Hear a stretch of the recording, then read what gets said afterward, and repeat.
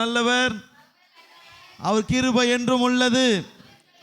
ஆமென். எல்லாம் எடுத்துக்கொள்ளுங்க. சங்கீதம் 118 சங்கீதம் 23 வசனம். எல்லாம் எடுத்து வாசிங்க பார்க்கலாம். அது கர்த்தராலே ஆயிற்று, அது நம் கண்களுக்கு அது ஆச்சரியமா இருக்கிறது. அல்லேலூயா. இந்த இடத்துல நம்ம வாசிக்கிறோம், அது கர்த்தராலே ஆயிற்று, அது நம்முடைய கண்களுக்கு ஆச்சரியமா இருக்கிறது. இங்க பாருங்களேன், ஆண்டவர் ஒரு காரியத்தை உங்க வாழ்க்கையில் செஞ்சார்னா உங்களுக்கு ஆச்சரியமா இருக்கும், உங்கள் கண்களுக்கு ஆச்சரியமாக இருக்கும். ஒருவேளை இந்த 11 மாதங்கள் முடிய போகுது, ஆண்டவர் என் வாழ்க்கையில் ஒன்றும் செய்யலையே, நிறைய காரியங்களை சொன்னார். இப்போ கூட சொன்னாங்க, உபவாச ஜெபத்துக்கு வந்தேன், ஆண்டவர் என்னோட பேசினார், எனக்கு ரொம்ப பிரயோஜனமாக இருந்தது, எனக்கு இது கர்த்தர் என்னோட பேசினபடினா இந்த காரியம் நிறைவேறிட்டு. உங்களுடைய வாழ்க்கையிலையும் பாருங்களேன், வாரம் கிட்டத்தட்ட இன்னும் எத்தனை வாரம் இருக்குது இந்த வருஷம் முடிய? 4 வாரம். ஒரு வருஷத்துக்கு எத்தனை வாரங்கள்? அப்போ ஒன்று எத்தனை வாரம் நம்ம முடிச்சிருக்கிறோம்? இதையோட 48 வாரங்கள் நம்ம கிட்டத்தட்ட சண்டே என்ன பண்ணிட்டோம், நம்ம முடிச்சிட்டோம். எத்தனை பேர் இந்த 48 வாரமும் அதாவது இங்கே இருந்தீங்களோ வெளியே இருந்தீங்களோ, ஒரு நாள் கூட தடை இல்லாமல் 48 வாரம் நான் வந்தவங்க கை உயர்த்துங்க பார்க்கலாம். இங்கே இருந்தீங்களோ வெளியே என்ன சபைக்கு நீங்கள் போனீங்களோ, ஊருக்கு போகும்போது 48 வாரமும் ஒரு நாள் கூட நான் சபையை கம்ப்ளீட்டு, அதாவது நான் கட் பண்ணாமல் நான் போனேன்னு சொல்லுங்க, கை உயர்த்துங்க பார்க்கலாம். ஒன்று. வேற ஒருத்தர் கை உயர்த்துங்க பார்க்கலாம். யார் இது? சும்மா தூக்கூடாது. ஒன்று. கையை உயர்த்துங்க பார்க்கலாம். 48 வாரத்தில், ஒரு வருஷத்தில் 48 வாரத்தில் ஒரு நாள் கூட நான் தடையை பண்ணல. 48 வாரம் நான் போனேன். கை உயர்த்துங்க பார்க்கலாம். பார்த்தீங்களா? இதில் தெரிந்து பார்த்தீங்களா நம்ம கர்த்தரை எவ்வளோ நம்ம நெருக்கத்தில் போகும்போது ஆண்டு நம்ம விட்டுறோன்னு. அப்படி இருக்காதீங்க. அடுத்த வருஷம் தீர்மானம் பண்ணுங்க, அடுத்த வருஷம் 52 வாரமும் நான் ஒரு நாள் கூட அது எங்கே ஊருக்கு போ, நான் சொல்கிறேன் பாருங்க, நீங்கள் ஊருக்கு போங்க, எங்கே போகணுங்க, அது ரோமன் கேத்தலிக் சர்ச், அங்கே சர்ச்சே இல்லை, ரோமன் கேத்தலிக் தான். நான் சொல்கிறேன், அவங்க மாதா வழிபட்டு கொண்டு இருப்பாங்க. நீ கண்ணை மூடி நான் ஆண்டவர் ஆராதிச்சு கொண்டுரு. ஏன் நான் இது சொல்கிறேன்னா, உன் ஆராதனை எந்த நாளும் பார்வோன்கள் தடை பண்ணக்கூடாது, எந்த சூழ்நிலை தடை பண்ணக்கூடாது. நான் சொல்கிறேன் பாருங்க, ஒரு வேளை உனக்கு இடமே இல்லைனாலும் நான் சொல்கிறேன், வீட்டில் 4 பேர் 2 பேர் இருந்தாலும் முழங்கால் படிட்டு சொல்லணும், இந்த நேரம் சண்டே போகிற நேரம், எனக்கு நேரத்தை நான் கர்த்தருக்கு நான் கொடுக்குற நேரம். ஒரு உண்மையாக சொல்கிறேன் பாருங்க, ஒரு மகன் அவங்க அம்மா ஹாஸ்பிட்டலில் இருந்தாங்களாம், இப்போ என்ன பண்ணுறதுன்னு தெரியலையா. அன்றைக்கி சண்டே, உண்மையாக கேளுங்க, சண்டே இருந்ததுனால அவனுக்கு ஒன்றுமே தெரியலையா, ஆப்ரேஷன் நடக்க போதான். அப்போ அவனுக்குள்ள ஒரு ஏக்கம் ஆயிடுச்சான், ஒவ்வொரு நாளும் சண்டே ஆண்டவர் தேட போயிடுவனே, அங்கே எல்லாம் சேர்ந்து நாங்கள் ஆராதிப்போமே. அவன் போன சபை ஒரு ஓலை கொட்டாயில் 10 பேர் தான் வருவாங்களாம். ஆனால் அவன் பேண்ட் அடித்து பாடும்பொழுது அவனுக்கு அவ்வளோ மகிழ்ச்சியாக இருக்குமா. இந்துலேருந்து ரட்சிக்கப்பட்ட ஒரு வாலிப அன்னைக்குன்னு பார்த்து ஒரு நாள் அவங்க அம்மா ஆப்ரேஷன் தேட்டரில் இருக்கும் போது இவனுக்கு ஒரே துக்கமாகிடுச்சான். ஆண்டவரே, இன்னைக்கு நம்ம ஆராதிக்க முடியல. ஆனால் அந்த அவனுக்கு அவங்க அம்மா குறித்து கவலையே இல்லை. ஐயோ, அம்மா ஆப்ரேஷன் தேட்டரில் இருக்கிறாங்க, என்ன ஆகும்னு சொல்லிட்டு அவன் என்ன தம்மா பண்ணானா, அந்த வெளியே உட்காந்து அந்த வெயிட்டிங் ஹாலில் உட்காந்து இருக்கும் போது அவன் கர்த்தரை நோக்கி சொன்னானா, ஆண்டவரே, பாஸ்டர் என்ன பண்ணுவார், ஒரு பாட்டு பாடுவார், 3 ஆண்டவரே அதுக்கு கொஞ்சம் நேரம் ஆராதிப்பார், கர்த்தருடைய வசனத்தை சொல்லுவார். அவன் என்ன பண்ணானா, ஒவ்வொரு நேரத்துலையும் அப்படியே முதல்ல ஒரு பாட்டு பாடினானா, 2வது பாட்டு பண்ணானா, இப்போ உடனே அவனே பைபிள் எடுத்தானா, அவனுக்கு ஒன்றுமே தெரியாது, சங்கீத ஒன்று வாசிச்சானா, அதை மறுபடியும் அப்படியே தியானிச்சானா. இப்போ சொன்னானா, ஆண்டவரே, என் சபையில் யாரெல்லாம் அங்கே வந்தாங்களோ, ஒரு 5 பேர் வந்தாங்களோ, 10 பேர் வந்தாங்களோ, கர்த்தர் நீங்கள் அவங்கள ஆசீர்வதிக்கணும்ப்பா. ஆண்டவரே, என் சபை பாஸ்டர் ஆசீர்வதிங்கப்பா, நானும் ஆசீர்வதிக்க சொல்லி அவன் ஜெபம் பண்ணி முடிச்சான். நம்பருங்க, அவங்க அம்மா வெளியே வராங்களாம். இவனுக்கு ஒரே ஆச்சரியமாயிடுச்சான், எப்படி அம்மா வெளியே வந்தாங்க? டாக்டர் சொல்கிறாங்களாம், நான் ஆப்ரேஷன் பண்ணலான்னு போகிற நேரத்தில் அந்த கட்டி, உங்கள் தாயாருக்கு இந்த கட்டி மறைந்து விட்டது. அது எப்படி எங்களுக்கு தெரியல, அது எங்களுக்கு ஒரே ஆச்சரியமாக இருக்குது, அது எப்படி தெரியல. நான் சொல்லுகிறேன், கர்த்தர் கொடுக்க வேண்டிய நேரத்தை, இடத்தை நீ வாழ்க்கையில் கொடுத்துப்பார், உன் கண்கள் ஒவ்வொரு நாளும் ஆச்சரியத்தை பார்க்க ஆரம்பிக்கும். அல்லேலூயா, அல்லேலூயா. அது எப்படி நடக்கும்? அது கர்த்தராலே ஆயிற்று, மனுஷனால் ஆகாது. நான் சொல்கிறேன் பாருங்க, ஆச்சரியம் என்பது நீங்கள் ஒரு காரியத்தை செஞ்சுட்டு, ஒரு கார் இருக்கட்டும், ஒரு கார் வாங்கிட்டு நீங்கள் வீட்டில் நிறுத்துங்களேன், என்ன நினைப்பீங்க? நான் லோன் போட்டேன், நான் சம்பாதிச்சேன், கார் வாங்கினேன். அது உங்கள் பார்வையில் எப்படி இருக்கும்? ஒரு 8 லட்ச ரூபாய் கார் வாங்கும் போது ஒரு காரு அவ்வளோதான் இருக்கும். ஆனால் உங்களால் வாங்கவே முடியாது. ஒரு 50,000 தான் வச்சுருக்கிறீங்க, ஆனால் ஒரு கார் தேவைப்படுது. அந்த நேரத்துக்கு நல்லா ஜெபம் பண்ணுறீங்க, ஏதோ ஒரு சூழ்நிலை யாரோ ஒருவர் ஒரு நல்ல காஸ்ட்லி காரை கம்மியாக விற்கும் போது நீங்கள் வாங்கி இருக்கிறீங்களா? எங்களை ஒரு 50,000 ரூபாய் தான் இருக்குது, நான் என்ன பண்ணுறது? சரி, அதை கொடுங்க. உங்கள் இடத்துல எப்போ பைசா இருக்கு அப்போ கொடுங்க சொல்ல முடியும். பொழுது அந்த காரை வீட்டுக்கு ஓட்டி வந்து நிறுத்தும் பொழுது உங்கள் வீட்டில் இருக்கிறவங்க ஆச்சரியப்படுவாங்க, எப்படி இந்த கார் வந்தது? அப்போ நீங்கள் சொல்லுவீங்க, இதுக்கு ஒரு சாட்சி இருக்கிறது, கர்த்தர் அற்புதம் செய்தார். இதுதான் ஆச்சரியம். இன்று நான் பேச போகிற காரியம் மாம்சத்தை நடக்க போகிற காரியம் இல்லை, பணத்தினால் நடக்க போகிற காரியம் இல்லை, எல்லாவற்றுக்கும் மீறி தேவனால் ஆயிற்ற ஆச்சரியமான காரியங்களை உங்களோட நான் பேச போகிறேன். இந்த வாரத்தில், இந்த மாதத்தில் கர்த்தர் உங்களுக்கு செய்ய போகிற காரியம் ஆச்சரியமானவர்களை நீங்க காண போறீங்க. ஹல்லேலூயா, ஹல்லேலூயா. நான் சொல்றேன் பாருங்க, சில பேர் தேவனுடைய வார்த்தையை கேட்கும் பொழுது எனக்கு என்ன வந்ததுமே கேட்காதீங்க. நான் சொல்றேன் பாருங்க, கர்த்தருடைய வார்த்தை உங்களுக்கு நேராய் வந்ததனால், கர்த்தர் உங்களோட பேசுவாரனால் இருதயம் எப்படி தம்மா இருக்கணும்? ஆண்டவரே இன்னும் நீங்க பேசுங்க, இன்னும் நீங்க பேசுங்க. நான் சொல்றேன் பாருங்க, எனக்கு கர்த்தருடைய வார்த்தை நான் அல்ல, யார் பேசினாலும் கர்த்தர் ஒரு வார்த்தை உங்களோட பேச ஆரம்பிச்சது உங்களுக்கு நல்லாவே தெரியும்.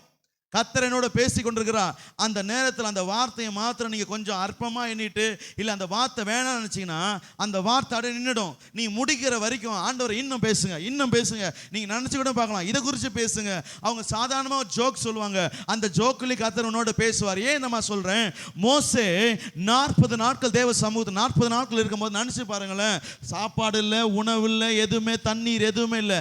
ஆனால் 40 நாட்கள் கர்த்தருடைய வார்த்தை எப்படி கேட்டிருப்பான் தெரியுமா? பேசும் ஆண்டவரே, பேசுங்கப்பா, இந்த திட்டம் எப்படி ஆண்டவரே, இது எப்படி நான் செயல்படுத்துறேன் ஆண்டவரே.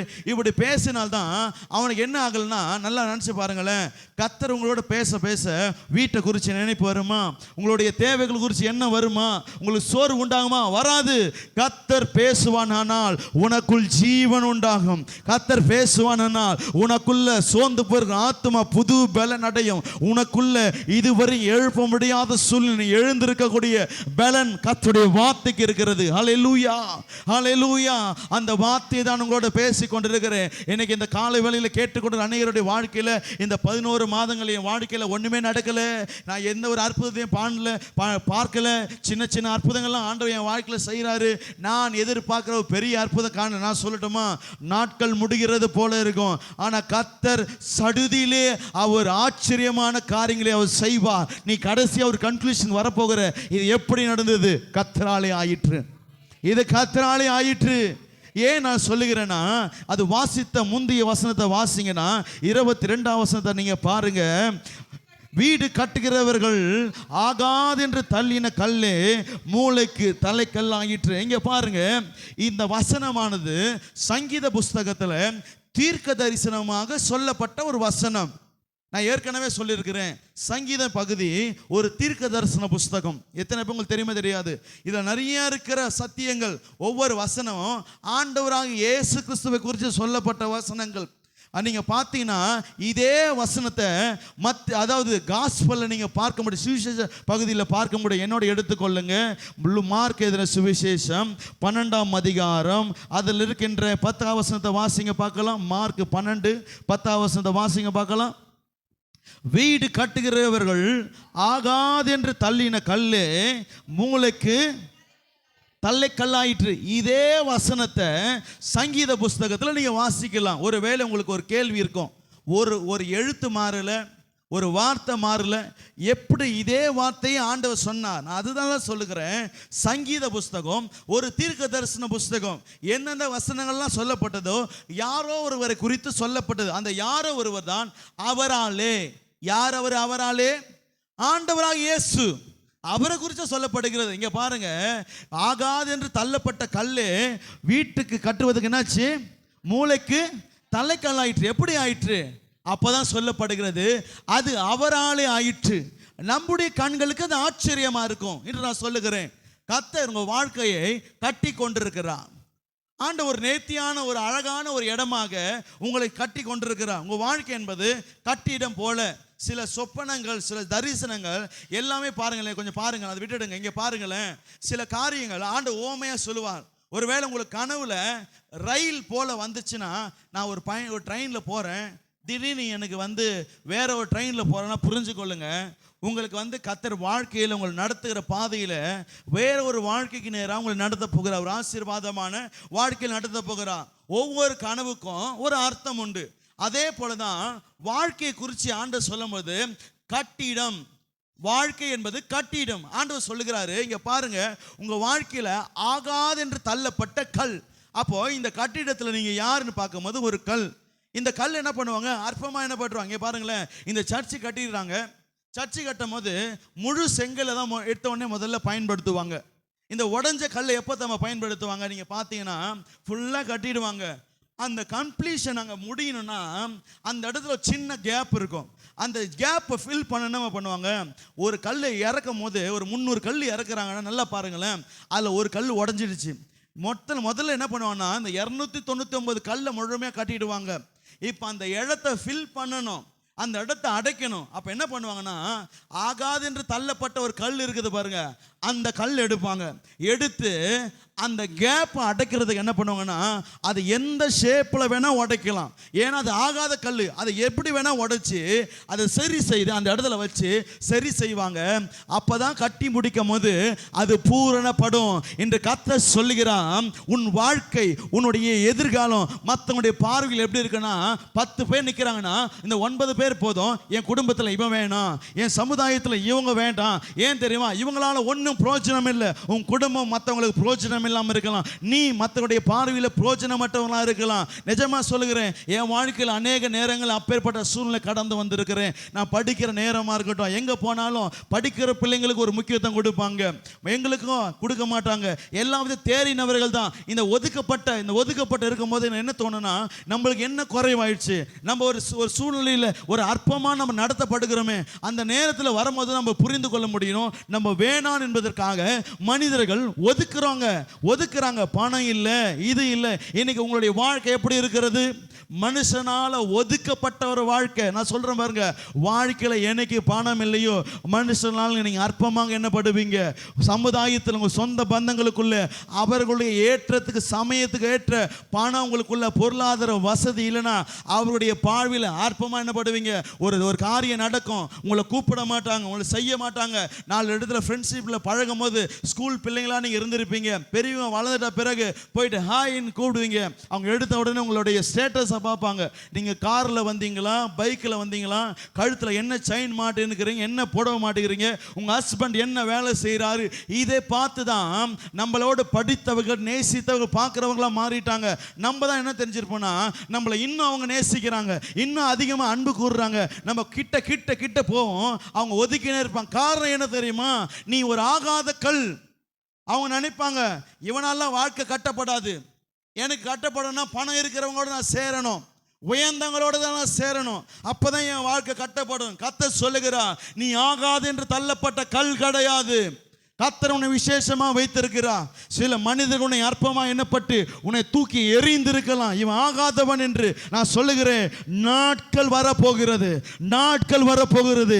இந்த கல் எதற்காக இதுவரைக்கும் ஒதுக்கப்பட்டதோ அந்த நேரம் வரும்போது, அந்த வேலை வரும்போது கர்த்தர் அதற்காக பயன்படும் போது சொல்லுவார்கள், இந்த கல் இல்லை என்றால் நம் வாழ்க்கை கட்டப்படாது, இந்த கல் இல்லை என்றால் நம் வாழ்க்கை ஆசீர்வாதமா இருக்காது, இந்த கல் இல்லை என்றால் நம்ம வாழ்க்கை முன்னேற்றம் இருக்காது. ஏனென்றால் இந்த கல்லை பிரயோஜனம் உள்ள கல்லாய் மாற்றுவது என் தேவனால முடியும். கைகளை தட்டி தேவனை மகிமைப்படுத்துங்க. ஒருவேளை இந்த நேரத்தில் என் குடும்பம், என் தனிப்பட்ட வாழ்க்கை, நான் சோர்ந்து போனவனா வந்திருக்கிறேன், என் வாழ்க்கை தள்ளப்பட்டதா இருக்குது, கர்த்தர் மூளைக்கு தலைக்கல்லா உன்னை மாற்றுவாராக. ஹல்லேலூயா, சத்தமா ஹல்லேலூயா. நான் சொல்றேன் பாருங்க, எப்படி நடக்கும். அநேக நேரத்தில் பாருங்க, ஒரு பாஸ்டர் தான் பேசியிருந்தாரு. அந்த நேரத்தில் ஊழியத்தில் என்ன செய்வது, எனக்கு சரியா பிரசங்கம் பண்ண தெரியாது. நான் ஏற்கனவே சொல்லி திக்குவாயை போல தான் நான் பேசுவேன், ஒரு பாட்டு பாட தெரியாது. ஒரு பாஸ்டர் சொல்றாரு, இங்க யாரெல்லாம் ஊழியத்துக்கு வந்திருக்கிறீங்களோ இங்க பாருங்க, கர்த்தர் உங்களை வல்லமை எடுத்து பயன்படுத்த போகிறான். நீ அநேக தேசங்களுக்கு போவ, நீ பேசும்போது கர்த்தருடைய வார்த்தையை பேசுவ, உன் வாயிலிருந்து கர்த்தருடைய வார்த்தை வரும். இப்படி பேசும்பொழுது எனக்குள்ள என் சூழ்நிலை வருது. என் பைபிள் காலேஜிலே எனக்கு இங்கிலீஷ் தெரியாத ஒரு மாணவனாக நான் போனேன்.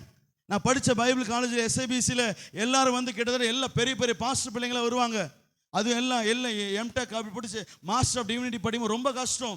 கிரீக், ஹீப்ரு எல்லாம் சொல்லித்தான் ஒன்றுமே புரியாது.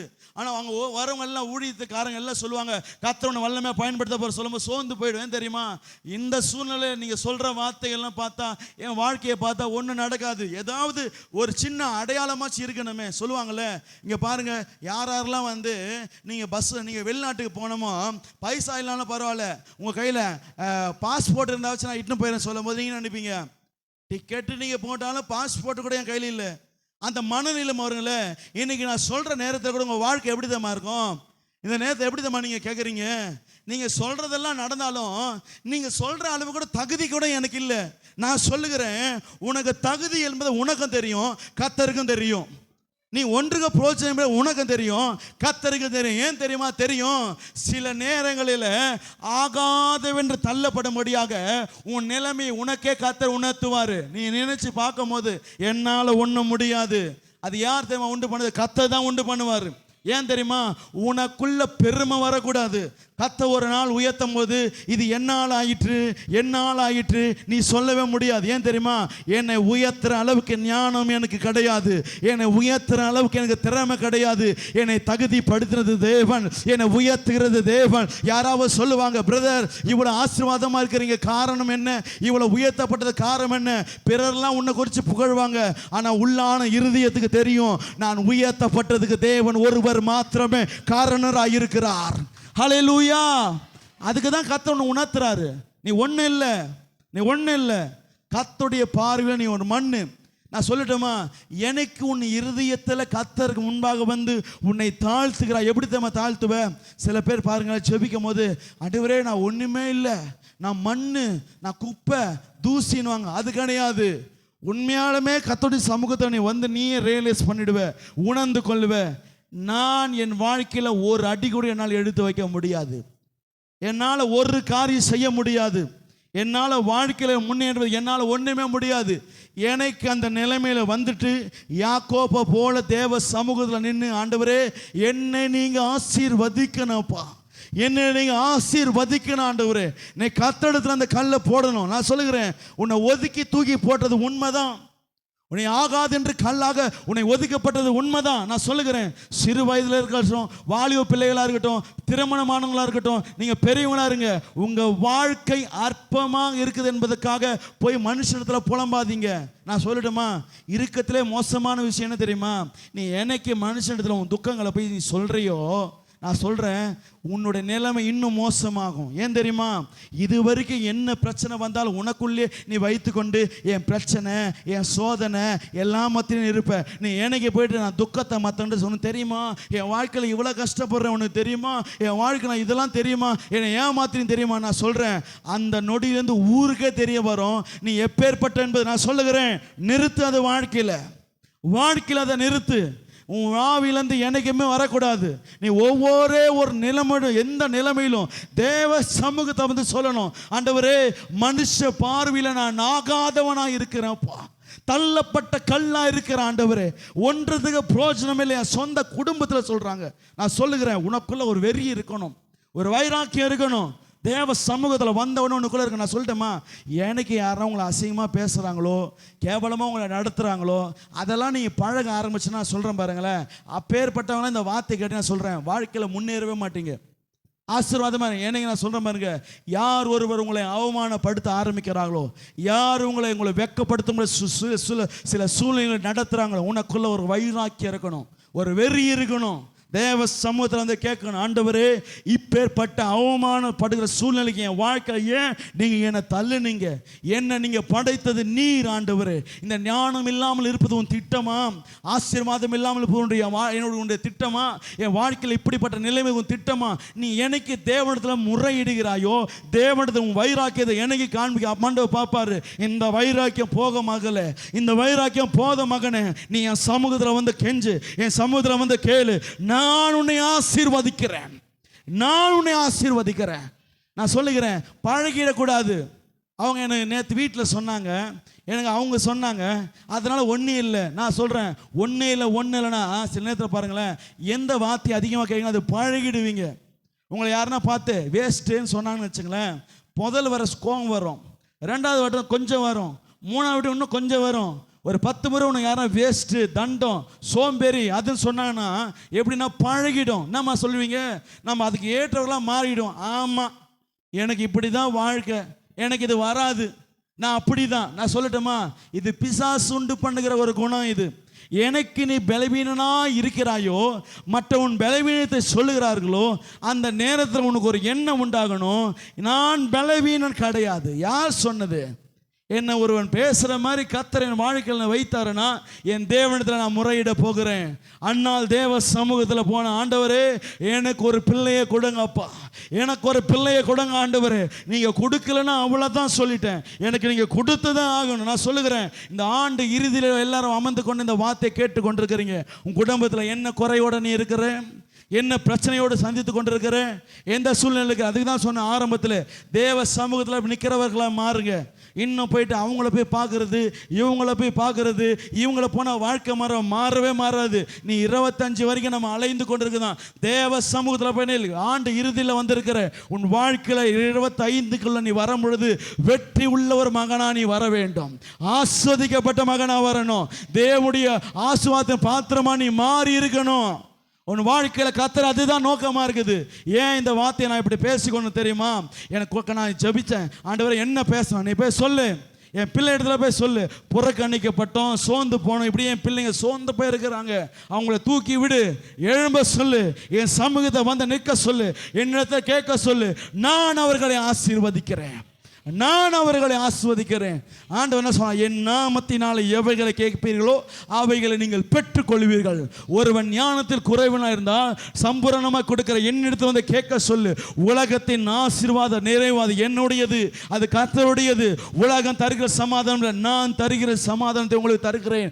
உலகம் தருகிற விடுதலை இல்லை, என்னுடைய விடுதலையை நான் உங்களுக்கு தருகிறேன். நான் உன்னை ஆற்றவும் தேற்ற நான் இருக்கிறேன். இன்னைக்கு நம்ம என்ன பண்ணுறோம்? மனுஷன் அவன் பண்ணுவான். நான் சொல்லட்டுமா, இந்த 11 மாதம் கதையை சொல்லட்டுமா? 11 மாதம் மனுஷன் போகிறீங்க, அப்போ உங்களை எட்டி தான் உதைப்பான்.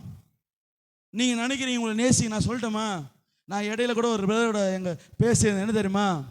உங்களை ஒருத்தவங்க நேசிக்கிறாங்களா இல்லையான்னு எப்படி தான் உங்களால் கண்டுபிடிக்க முடியும்? சொல்லட்டுமா? ஈவன் உங்கள் குடும்பத்தில் கூட சொல்கிறேன், உங்கள் ஃப்ரெண்டை சொல்கிறேன், உங்களை ஒருத்தவங்க நேசிக்கிறாங்களா இல்லைன்னு எப்படி தான் தெரியும்? 10 நாள் ஃபோன் பண்ணுறதே மெசேஜ் பண்ணுறதை நிறுத்துங்க. 11 நாள் அவங்க ஃபோன் பண்ணுறாங்களா நீங்கள் பண்ணுறாங்களான்னு பாருங்கள். ஒரு வேளை ஃபோன் பண்ணலன்னு சொல்லிட்டு எடுத்த உடனே ஏன் எனக்கு ஃபோன் பண்ணலன்னு கேட்ட உடனே நீ தானே பண்ணிருன்னு ஒரு நபர் கேட்குறாங்கன்னா புரிந்து கொள்ளுங்க, ஏதோ ஒரு சூழ்நிலைக்காக இத்தனை நாட்கள் உங்களை பயன்படுத்தி கொண்டிருக்கிறாங்க. ஏதோ ஒரு காரியம் நடப்பதற்காக உங்களை பயன்படுத்தி கொண்டிருக்கிறாங்க. உண்மையான ஸ்நேகனம் என்ன தெரியுங்களா? உண்மையான நேசம் என்ன தெரியுமா? நீ எந்த சூழ்நிலை இருந்தாலும் என்ன ஆயிற்று என்று விசாரிப்பு இருக்கிறவங்க தான் உண்மையான நண்பர்கள், உண்மையான குடும்பத்தார்கள். அந்த சூழ்நிலை இருக்கிறவங்க தான் உண்மையான மனுஷன். நான் சொல்லட்டுமா, இது வரைக்கும் ஆண்டவங்க வாழ்க்கையில் எப்படிப்பட்டவராக இருந்தால் தெரியுமா? நீங்கள் எத்தனையோ முறை அவரை விசாரிக்காமல் போயிருக்கலாம், அவர் சமூகத்தில் போய் ஜெபிக்காமல் போயிருக்கலாம், அவரை தேடாமல் வந்திருக்கலாம், அவர் நேசிக்காமல் வந்துடலாம். ஆனால் இந்த நாள் வரையும் ஒரு பிள்ளையை ஆற்றி தேற்றுவது போல உங்களை தேற்றி கொண்டிருக்கிறா. அவர் உங்களோடு பேசி கொண்டிருக்கிறா, உங்களை நேசிக்கிறா, உங்களை அரவணைக்கிறா. இல்லை புரிஞ்சு கொள்ளுங்க, உலகத்தில் அவரை போல நேசிக்கிற இந்த உலகத்தில் யாருமே இல்லை, அவரை போல அன்பு கூற யாருமே இல்லை. ஹல்லேலூயா! அவரை போல கைவிடாத தெரியாத தேவன் உலகத்தில் யாருமே இல்லை. இந்த வார்த்தை கேட்ட பிறகு மனிதன் மேல நம்பிக்கை வைப்பையானால் உலகத்தில் இப்படியே சொல்றேன், உன்னை போல ஒரு முட்டாள் இருக்கவே முடியாது, உன்னை போல ஒரு பேதை இந்த உலகத்தில் இருக்கவே முடியாது. நான் சொல்லுகிறேன், மனுஷனை நம்புவதை பார்த்திலும் கர்த்தர் மேல் பிரியமா இருப்பதே நலம். ஹல்லேலூயா! நம்பிய கர்த்தர் மேல வைங்க. ஆகாது என்று தள்ளப்பட்ட கல் அது கர்த்தராலே ஆகும். எப்படி தெரியுமாவும்? என் கண்களுக்கு ஆச்சரியமாய் மாறும். ஹல்லேலூயா! என் வார்த்தையை சொல்லுங்க, ஆச்சரியம் சொல்லுங்க பார்க்கலாம். சொல்லுங்க ஆச்சரியம். நான் ஒரு 3 வசனத்தை மாத்திரம், நான் நிறைய வேற ஒரு காரியம் வந்து ஆவியான ஏவனா இந்த காரியத்தை பேச ஒரு 3 காரியத்தை மாத்திரம் சொல்லி நான் முடிச்சிடுறேன். எப்படி ஆண்டவர் ஆச்சரியமா கண்கள் முன்னாடி செய்வா. என்னோட எடுத்தவர்கள் வாசிங்க. சங்கீதம் 77:14 வசனத்தை வாசிங்க பார்க்கலாம். சங்கீதம் 77:14 வாசி. அதிசயங்களை செய்கிற தேவன் நீரே, ஜனங்களுக்குள்ளே உம்முடைய வல்லமையை விளங்க பண்ணினீர். அல்லேலூயா! ஆண்டவர் பிடித்த காரியம் ஒன்று என்ன தெரியுங்களா? இதை எழுதி வைத்துக் கொள்ளுங்க. அவருடைய வல்லமையை வெளிப்படுத்த ரொம்ப பிடிக்கும் அவருக்கு. நான் மறுபடியும் சொல்றேன், அப்படி வல்லமையை வெளிப்படுத்த அவருக்கு ரொம்ப பிடிக்கும். எப்படி தெரியுங்களா? பார்வோனை ஆண்டவர் நினைச்சாருன்னா ஜனங்களை விடுவிக்கும்படியான அவன் இருதயத்தை கடினப்படுத்தாம இருக்கலாம்.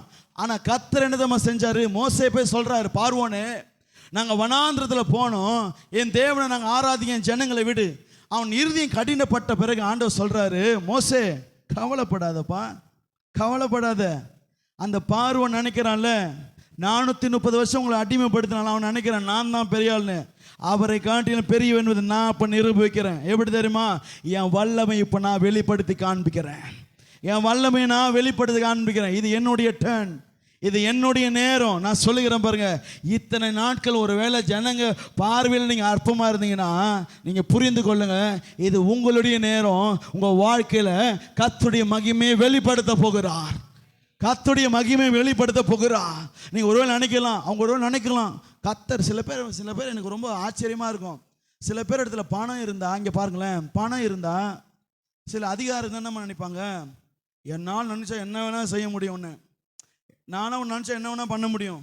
இந்த எண்ணத்துக்குள்ளே அவங்க வாழ்கிறாங்க. எனக்கு சிரிப்பாக இருக்கும். என்ன தெரியுமா? அந்த மனித மூளை இப்படி பண்ணான்னு அவன் பைத்தியமாகிடுவான். அவன் இறுதி நிற்கிற ஓடுற இறுதி ஆண்ட தொட்டான்னு அவன் செத்துடுவான். ஆனால் அவனுக்கு தெரியல, தேவனுடைய பிள்ளைக்கு விரோதமாக உனக்கு விரோதமாக என்ன நினைப்பானா, என்ன நினச்சா என்ன வேணால் செய்ய முடியும், என்ன வேணால் பண்ண முடியும். அந்த மேட்டிமை, அந்த பெருமை ஆண்டவர் பிடிச்ச காரணம் தெரியுமா? ஹோ, நீ ஜோம் பண்றியா, சோர்ந்து போகாத, இப்போ என்னுடைய நேரம். என் வல்லமையை ஜனங்களுக்குள்ள நான் வெளிப்படுத்த போகிறேன். என் மகத்துவத்தை நான் வெளிப்படுத்துகிறேன் வாழ்க்கையில். சோர்ந்து போகாத. ஹல்லேலூயா. ரெண்டாவது காரியம் என்னோட எடுத்தவர்கள் வாசிங்க, சங்கீதம் 66ஆம் அதிகாரம் 3ஆம் வசனத்தை எடுத்து வாசிங்க பார்க்கலாம்.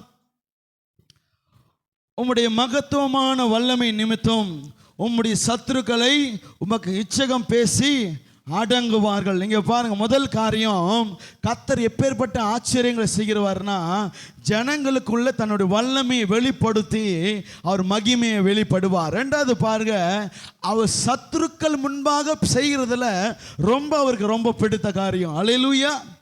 யாருன்னா சொல்லுங்க பார்க்கலாம், எனக்கு சத்துருவே இல்லைன்னு யாருன்னா சொல்லுங்க பார்க்கலாம். அல்லேலூயா.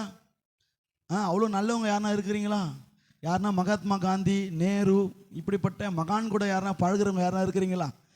கேட்குறவங்க எல்லாருமே வாழ்க்கையில் அப்படியே யாருன்னா சத்துரு இருக்கிறீங்களா கேட்கும் போது யாரும் இல்லை. அப்படியே உங்களை பக்கத்தில் இருந்துங்கன்னே வேற ஒன்று யோசிப்பாங்க. அதுவும் குறிப்பாக வேலை செய்கிறவங்கள சொல்கிறேன் பாருங்க, உங்கள் வேலை ஸ்தலத்தெல்லாம் ரொம்ப மோசமானவங்க. எப்படி தெரியுமா? அப்போ தான் கை கொடுத்துட்டு வருவீங்க. என்னென்னு, பிரதர் எனக்கு பற்றி பேசினுக்கிறாங்க ப்ரொமோஷனுக்காக. அவன் நினைப்பான், டேய் அந்த பிரதருக்கு ப்ரமோஷன் போடுறாங்களா அவங்களுக்கு தெரியுமான்வான்.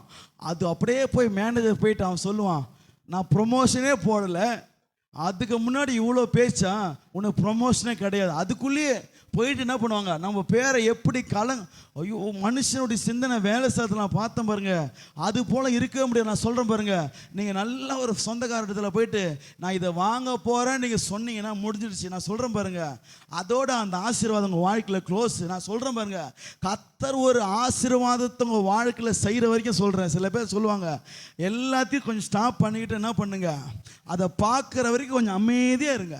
சில பேரோட இந்த முந்திரி கொட்டை வேலை என்ன தெரியுங்களா, கர்த்தருடைய கரம் கையில் கூட வந்திருக்காது, அதுக்கு முன்னாடி மைக்கை பிடிச்சி என்ன பண்ணுறது, கர்த்தருக்கு ஸ்தோத்திரம் என் பார்த்தீங்கன்னா என் வாழ்க்கையில் கர்த்தர் இந்த காரியத்தை செய்ய போகிறாரு. அது நடக்கவே நடக்காது. உண்மையை சொல்கிறேன். நான் சொல்கிறேன், கர்த்தர் செஞ்சிட்ட பிறகு சாட்சி சொல்லுங்க. சில பேருக்கு பெருமைக்குன்னு சொல்கிறது என்ன சொல்கிறது, நான் நிறைய பேர் பார்த்துக்கிறேன் நம்ம சபையில், உடனே சிரிச்சு என்ன மாட்டி விட்டுறாதீங்க. இங்கே பாருங்கள், சில பேரை நான் பார்த்துருக்குறேன். என்னது, சர்ச்சில் வந்துட்டு அப்படியே ஆண்டவரே ஸ்தோத்திரம், கர்த்தர் எனக்கு இந்த காரியத்தை செய்கிறேன்னு சொல்லிக்கிறேன். என் பிள்ளைக்கு ஒரு இன்டர்வியூக்கு போனால் அவனுக்கு கர்த்தர் வேலை தந்திருக்கிறான், மாதம் 60,000 ரூபாய். அங்கே போனால் 4வது ரவுண்ட்லேயே நான் பார்க்கும்போது சில பேர் கை கொடுத்து வேறு ஜோமணி நேரம் போயிருப்பாங்க. பிரதர் எப்படி இருக்கிறீங்க, நல்லா இருக்கிறீங்களா, வேலை எங்கே போகிறீங்கன்னு சொல்லுவாங்க. இல்லை பாஸ்டர் 3வது ரவுண்டு 4வது ரவுண்டு போனேன், நாங்கள் தோத்துட்டேன், அங்கே இன்டர்வியூவில் நான் செலக்ட் ஆகலன்னு சொல்லும் போது தான் நான் நினைக்கும், அந்த அம்மா என்ன மாரி திட்டம். இப்போது சத்துருக்கள் எங்கேயுமே இல்லை. நான் சொல்கிறேன் பாருங்க, உன் பக்கத்துலேயே தான் இருப்பாங்க. இதை கூட தீர்க்க தரிசனமாக எத்துங்க.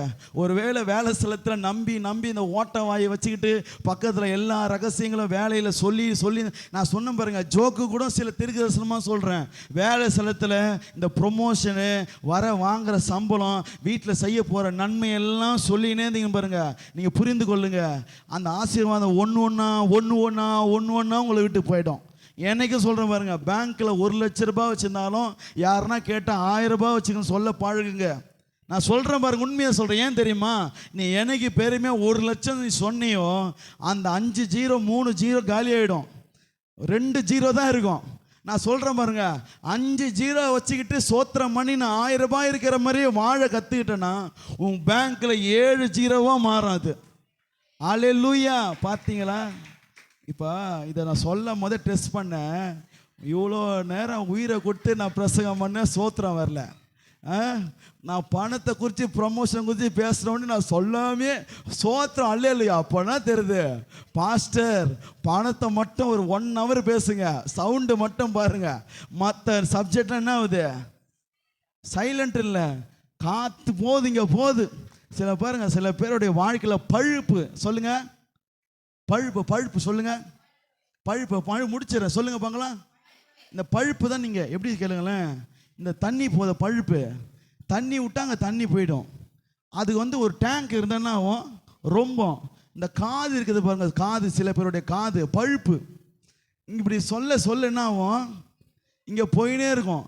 அந்த பழுப்பை கொஞ்சம் இங்கே உடச்சி மூக்கில் கீழே இறக்குனா வச்சு இங்கே போகும். சில பேர் ஏன் நான் சப்ஜெக்டுக்குள்ளே வர முடிச்சிடுறேன். உங்கள் சத்துருக்கள் முன்பாக தேவனுடைய வல்லமையை அவர் வெளிப்படுத்துகிற தேவனாக இருக்கிறார். அல்லேலூயா.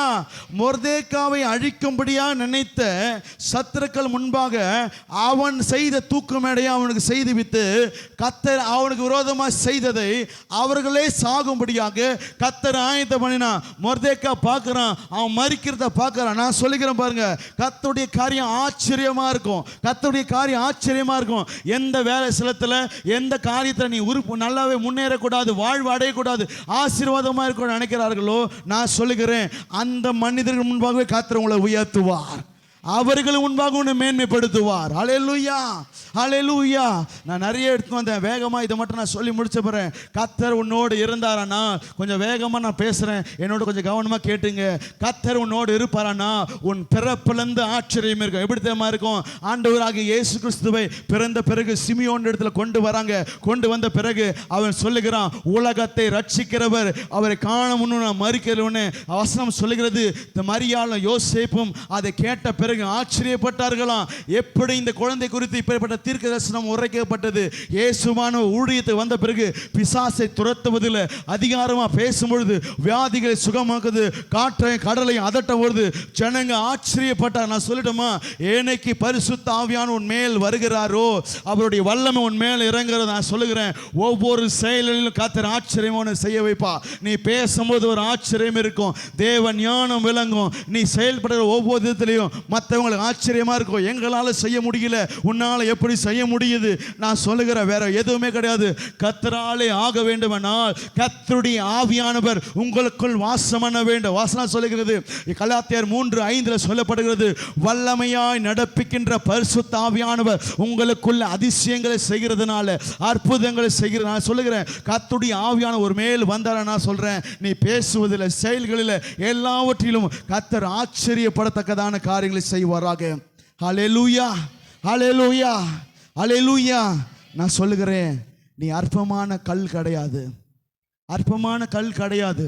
நான் பாருங்களேன், உங்கள் வாழ்க்கையில் எந்த அப்பா அம்மா உங்கள் வாழ்க்கை நீ முன்னேற மாட்டேன்னு சொல்கிறாங்களோ, கடைசி காலத்தில் நீங்கள் தான் உங்களை பார்ப்பீங்க, நீங்கள் தான் ஆசீர்வாதமாக இருப்பீங்க. எந்த வீட்டில் சிறு வயதில் ஒரு வேளை உங்களை குறித்து நீலாம் உருப்படவே மாட்டேடான்னு சொன்னாங்களோ, நான் சொல்கிறேன், உன் குடும்பத்தில் நீ தான் ஆசீர்வாதமாக மாறுவேன். உன் குடும்பத்தில் நீ தான் ஆசீர்வாதமாக மாறுவேன். எந்த சொந்த பந்தத்தை உன்னை அற்பமாக பார்த்தாங்க, நான் சொல்கிறேன், அந்த சொந்த பந்தத்தில் நீ தான் பெரியவனாக மாற்றுவேன். நீ ஒரு வேளை படிப்பு இல்லாமல் இருக்கலாம், எது இல்லாமல் இருக்கலாம், ஆனால் கர்த்தரால் ஆச்சரியம் எல்லாருக்கும் ஆச்சரியமாக இருக்கும். கர்த்தர் அதை செய்வார், கர்த்தர் செய்வார். நான் சொல்லுகிறேன், இந்த சபையில் சொல்கிறேன், இந்த சபையில் ஒருவேளை நீ போக்குவரத்தமாக இருக்கலாம், ஏதோ வந்து போகிற, ஏதோ செய்கிற, ஏதோ காரியத்தை நீங்கள் பண்ணி கொண்டிருக்கிறீங்க. கர்த்தருடைய கரத்தில் நீங்கள் இருந்தீங்கன்னா சொல்கிறேன், நீ தேவனால் பயன்படுத்துவது எங்களுக்கே அது ஆச்சரியமாக இருக்கும். கர்த்தர் உன்னை கொண்டு செய்வார், உன்னை கொண்டு செய்வார். நான் சொல்லுகிறேன், நான் இங்கே இருக்கிற எல்லாரையும் பார்த்து சொல்லுகிறேன், யாருக்கு தெரியும், யாருக்கு தெரியும், நாளைக்கு நீங்கள் தேவனால் வல்லமையாக பயன்படுத்தப்படலாம், உங்கள் பிள்ளைங்க தேவனால் வல்லமையாக எடுத்து பயன்படுத்தப்படலாம். இப்பொழுது காலம் வல்லமையாக தேவன் எப்படி பெரிய பெரிய ஊழியக்காரங்களை பயன்படுத்தினார், ஒரு பேதுருவை போல பவுலை போல கர்த்தர் உங்களை பயன்படுத்தலாம். உங்களுக்கு தெரியாது. இன்றைக்கி வாழ்க்கையில் என்ன நினைப்பீங்க, எனக்கு தேவனுக்கு தொடர்பு இல்லை, நான் இப்படிலாம் பிரசங்கிக்க முடியாது, இப்படிலாம் பாட. நான் சொல்லுகிறேன், ஒன்றுமே கிடையாது. கர்த்தருடைய அபிஷேகம் ஏற்ற நேரத்தில் உன் மேலே வரும், உன் பிள்ளைங்க மேலே ஏற்ற நேரத்தில் அந்த அபிஷேகம் வந்து உன் மேல் தங்கும். நீ கொஞ்சமாக நீ பாடும்படியா ஆசை உனக்குள்ள வரும். நீ பாட ஆரம்பிப்ப, பிரசங்கிப்ப. அப்புறம் தான் தெரியும், எங்களுக்கே அது ஆச்சரியமாக இருக்கும். உன் கண்களே ஆச்சரியப்படும். எப்படி நான் இப்படி பாடுகிறேன், நான் எப்படி இப்படி பேசுகிறேன், கர்த்தர் எப்படி என் வாழ்க்கை செயல்படுகிறார், இது எல்லாமே நான் சொல்லுகிறேன். அது கர்த்தராலே ஆகும், அது கர்த்தராலே ஆகும். ஒன்னே ஒன்று சொல்லுகிறேன், நான் இதை மட்டும் சொல்லி முடிச்சிடுறேன். இந்த இடத்த விட்டு போகாமல் புரிஞ்சுக்கொள்ளுங்க, நான் வருஷத்தின் இறுதியில் வந்திருக்கிறேன். என் வாழ்க்கை கர்த்தரால் உயர்த்தப்படும், கர்த்தரால் மேன்மை அடையும், கர்த்தரால் கனம் அடைவேன். அல்லேலூயா. அப்படி கண்களை மூடி நாம் ஜெபிக்கலாமா? கர்த்தர் நல்லவர்.